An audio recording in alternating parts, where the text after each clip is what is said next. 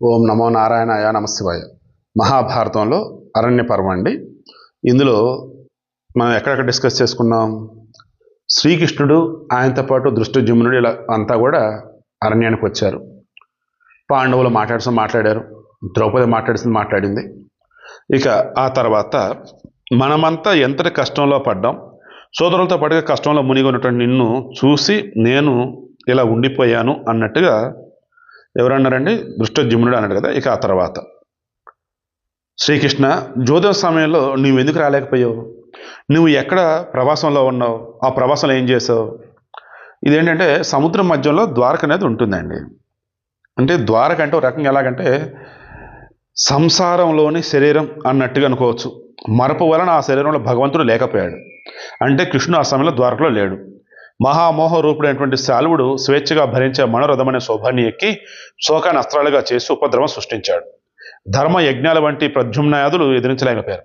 అప్పుడు చిదాత్మ రూపుడైనటువంటి శ్రీకృష్ణుడు బ్రహ్మ విద్య అనే అస్త్రంతో సాల్వుని, అతని శోభాన్ని, మహామోహాన్ని, మనోరథాన్ని సంహరించాడు. భారతం స్మృతి రూపం కాబట్టి ఆఖ్యాయికలోని యుద్ధ ప్రస్తావనకి ఇదే తాత్పర్యాన్ని గ్రహించాలని చెప్పేసి అంటున్నారు. సో సింపుల్గా శ్రీకృష్ణుడు సాల్వుడి మధ్య యుద్ధం అనుకోండి. సో ఆ యుద్ధంలో బిజీగా ఉన్నాయని చెప్పి శ్రీకృష్ణుడు చెబుతున్నాడు. చూద్దాం. కురునందన, నేను ఆ సమయంలో నగరాకారంలో ఉన్నటువంటి శాల్వుడి సౌమని విమానాన్ని నాశనం చేయడానికి వెళ్ళా. అందుకు కారణం చెబుతాను విను. నీ రాజసూయ యాగంలో అగ్రపూజ విషయంలో దుర్మార్గుడైన శిశుపాలుడు క్రోధవశుడై సహనాన్ని కోల్పోయాడు. మహా తేజస్వి, మహాబాహువు, మహాయశస్వి, వీరుడు, దమఘోషుని కుమారుడైనటువంటి ఆ శిశుపాలుని అప్పుడు నేను చంపాను. అతని వదన గురించి విన్నటువంటి సాల్వుడు తీవ్రమైనటువంటి కోపంతో నేను లేని సమయంలో ద్వారకకు వచ్చాడు. అక్కడ ఉష్ణి వంశశ్రేష్ఠమైనటువంటి కుమారులు అతన్ని ఎదిరించారు. అతడు స్వేచ్ఛాగమనం వలన శౌభం విమానాన్ని ఎక్కి వచ్చి క్రూరుని వల్ల యుద్ధం చేశాడు. శౌభం అతని యొక్క విమానం అనుకోండి, శాల్వుడిది. ఇక ఉష్ణి వంశీలను వీరబాలులను అనేకులను చంపి దుర్బుద్ధితో నగరంలోని ఉద్యానవనాలను అన్నింటినీ నాశనం చేశాడు. వృష్టికురాధముడు వసుదేవుని పుత్రుడు తెలివి తక్కువడైనటువంటి ఆ వాసుదేవుడు ఎక్కడికి వెళ్ళాడు? శ్రీకృష్ణుడు అంటున్నాడు, ఎక్కడికి వెళ్ళాడు ఆ యాదవ? యుద్ధకాంక్ష అయినటువంటి అతడి గర్వాన్ని యుద్ధంలో నేను నాశనం చేస్తాను. అనర్థ నివాసులారా, నిజం చెప్పండి. అతడున్న చోటకు నేను వెళ్తా. నా ఆయుధాన్ని ధరించి నిజం పలుకుతాను. ఈరోజు కంస కేసులను చంపినటువంటి వాసుదేవుని చంపి తిరిగి వెళ్తాను. అతన్ని చంపక నేను తిరిగి వెళ్ళను. సో కంసుడిని, కేసుల్ని చంపారు కదా, వాడిని చంపుతా అని సాలుడు అంటున్నాడు. నాతో యుద్ధం చేయాలని కోరుకుంటూ ఆ శోభరాజు అతడెక్కడ అంటూ మళ్ళీ అక్కడక్కడే తిరుగుసాగాడు. ఈరోజు పాపకర్ముడు, విశ్వాసఘాతకుడైనటువంటి నీచుడైనటువంటి ఆ వాసుదేవుని యమలోకానికి పంపుతాను. నా సోదరుడైన శిశుపాల మహిపాలని పాప స్వభావంతో చంపిన అతడిని నేను చంపుతాను. నా సోదరుడు బాలుడు, రాజు, యుద్ధరంగంలో లేనివాడు, అసావధానంగా ఉండగా శిశుపాలుని చంపిన ఆ జనార్దుని నేను చంపుతా.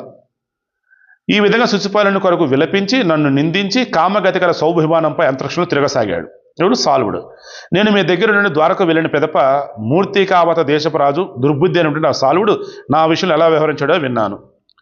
ఇక రోషంతో నా మనసు కలత చెందింది. నేను కూడా ఒక నిశ్చయానికి వచ్చాను. అతను చంపాలని సంకల్పించాను.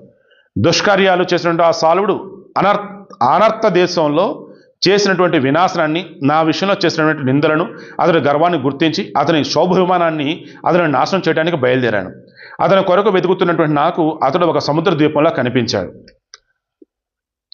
ఇక అప్పుడు నేను పాంచజన్యమనే శంఖాన్ని పూరించి శాల్వుని యొక్క యుద్ధానికి ఆహ్వానించి సిద్ధంగా నిలిచాను. ఈ పాంచజన్య అనేది ఆయన శంఖు కదా, అది ఉదితే అటువంటి విజయం తథ్యం.